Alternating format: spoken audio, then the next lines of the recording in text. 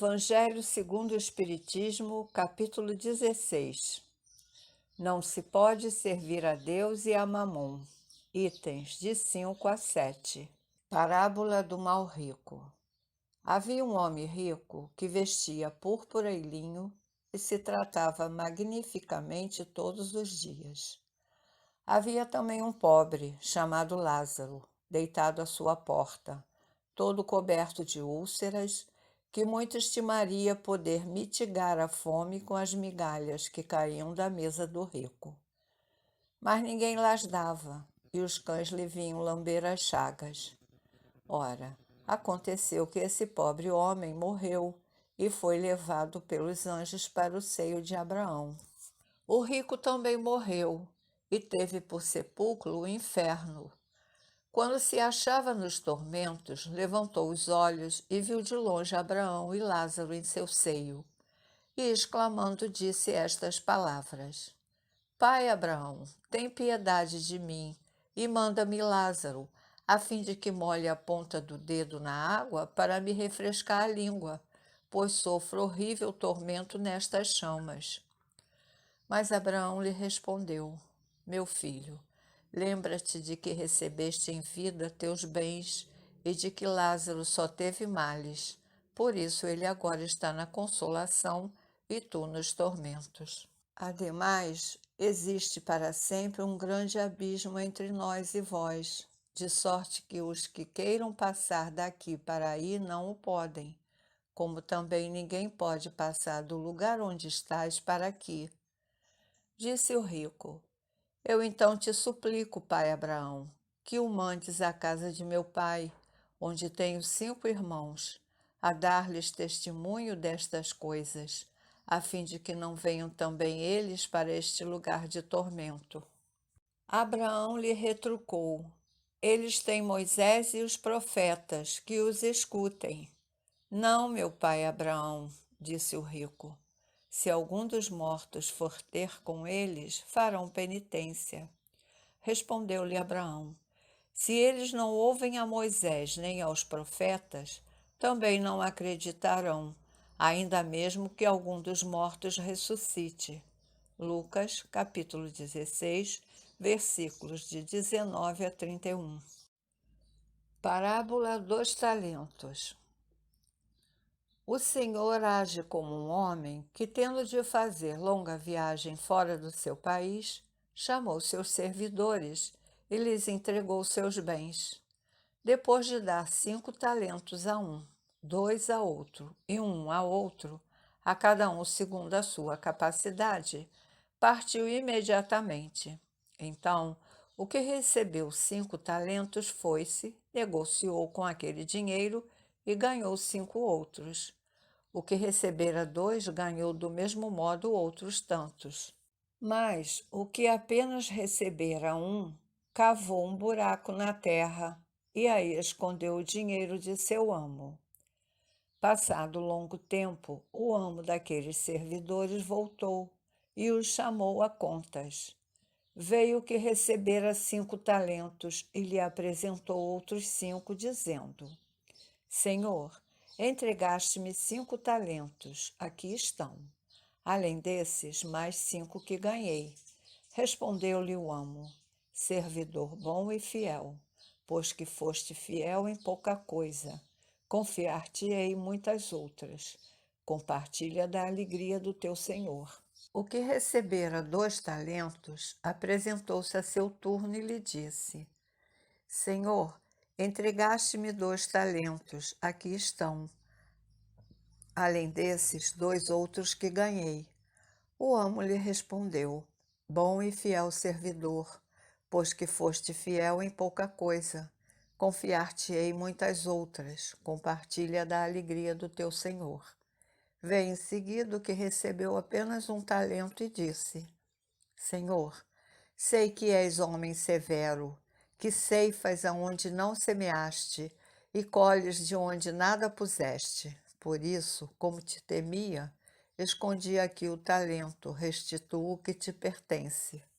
O homem, porém, lhe respondeu: Servidor mau e preguiçoso, se sabias que ceifa onde não semeei e que colho onde nada pus, devias pôr o meu dinheiro nas mãos dos banqueiros, a fim de que, regressando, eu retirasse com juros o que me pertence.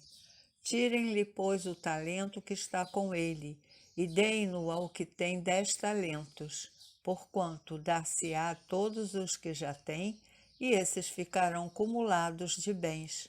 Quanto àquele que nada tem, tirar-se-lhe-á mesmo o que pareça ter, e seja esse servidor inútil lançado nas trevas exteriores, onde haverá prantos e ranger de dentes.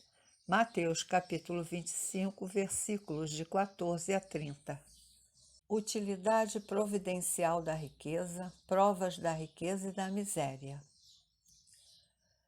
Se a riqueza houvesse de constituir obstáculo absoluto à salvação dos que a possuem, conforme se poderia inferir de certas palavras de Jesus, interpretadas segundo a letra e não segundo o Espírito, Deus que a concede teria posto nas mãos de alguns um instrumento de perdição, sem apelação nenhuma, ideia que repugna à razão. Sem dúvida, pelos arrastamentos a que dá causa, pelas tentações que gera e pela fascinação que exerce, a riqueza constitui uma prova muito arriscada, mais perigosa do que a miséria. É o supremo excitante do orgulho, do egoísmo e da vida sensual. É o laço mais forte que prende o homem à terra e lhe desvia do céu os pensamentos. Produz tal vertigem que, muitas vezes, aquele que passa da miséria à riqueza esquece de pronto a sua primeira condição, os que com ele a partilharam, os que o ajudaram, e faz-se insensível, egoísta e vão.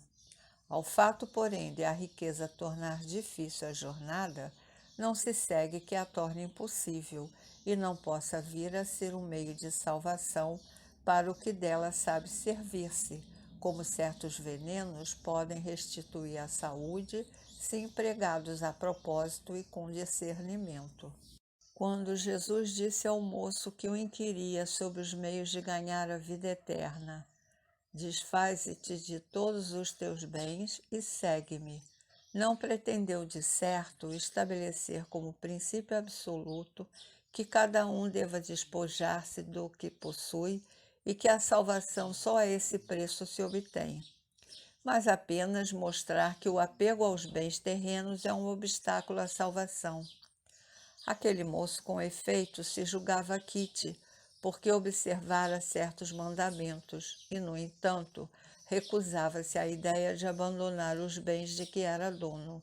Seu desejo de obter a vida eterna não ia até o extremo de adquiri-la com sacrifício. O que Jesus lhe propunha era uma prova decisiva, destinada a pôr a nu o fundo do seu pensamento. Ele podia, sem dúvida, ser um homem perfeitamente honesto na opinião do mundo, não causar dano a ninguém, não maldizer do próximo, não ser vão, nem orgulhoso, honrar seu pai e a sua mãe, mas não tinha verdadeira caridade. Sua virtude não chegava até a abnegação. Isso que Jesus quis demonstrar. Fazia uma aplicação do princípio. Fora da caridade não há salvação. A consequência dessas palavras, em sua acepção rigorosa, seria a abolição da riqueza por ser prejudicial à felicidade futura e como causa de uma imensidade de males na terra. Seria, ademais, a condenação do trabalho que a pode granjear, consequência absurda que reduziria o homem à vida selvagem e que, por isso mesmo, estaria em contradição com a lei do progresso, que é a lei de Deus. Se a riqueza é causa de muitos males, se exacerba tanto as más paixões, se provoca mesmo tantos crimes, não é a ela que devemos inculpar, mas ao homem que dela abusa, como de todos os dons de Deus. Pelo abuso, ele torna pernicioso o que lhe poderia ser de maior utilidade. É a consequência do estado de inferioridade do mundo terrestre. Se a riqueza somente males houvesse de produzir, Deus não a teria posto na terra. Compete ao homem fazê-la produzir o bem. Se não é um elemento direto de progresso moral, é sem contestação poderoso elemento de progresso intelectual. Com efeito, o homem tem por missão trabalhar pela melhoria material do planeta. Cabe-lhe desobstruí-lo, saneá-lo, dispô-lo para receber um dia toda a população que a sua extensão comporta. Para alimentar essa população que cresce incessantemente, preciso se faz aumentar a produção. Se a produção de um país é insuficiente, será necessário buscá-la fora. Por isso mesmo, as relações entre os povos constituem uma necessidade.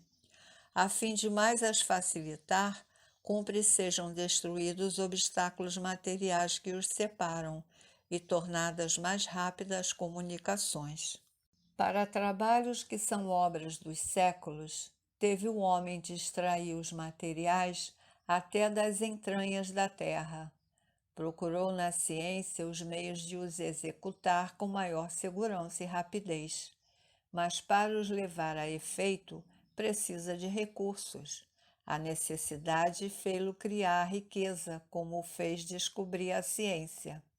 A atividade que esses mesmos trabalhos impõem lhe amplia e desenvolve a inteligência, e essa inteligência que ele concentra, primeiro, na satisfação das necessidades materiais, o ajudará mais tarde a compreender as grandes verdades morais, sendo a riqueza o meio primordial de execução.